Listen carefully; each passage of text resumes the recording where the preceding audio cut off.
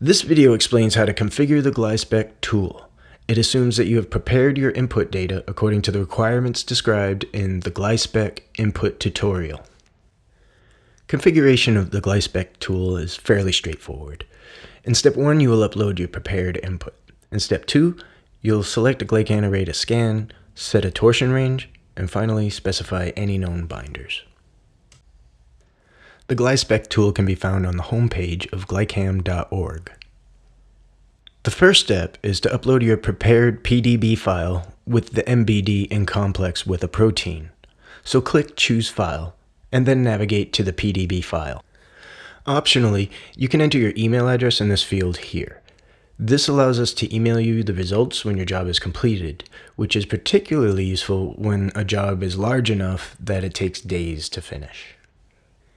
Moving on to step 2, the next thing to think about is which glycan array would you like the Gly-Spec tool to scan for predicted binders. These glycan arrays come from the Consortium for Functional Glycomics, CFG for short. The versions iterate as technology improves and more glycans are required. Here we have versions 3 through 5.1.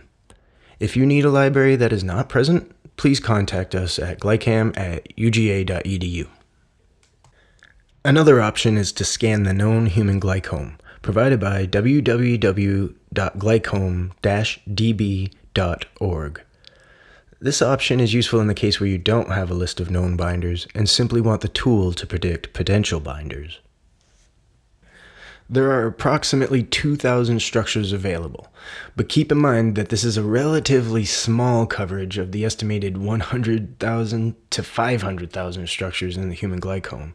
Also, it is known that errors exist in the database, so checking the original publications is important.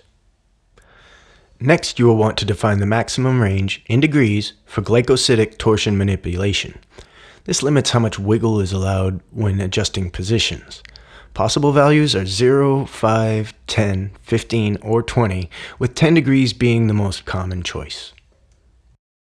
And finally, if you have a list of known binders, you can upload a simple text file with the list of glycan IDs here.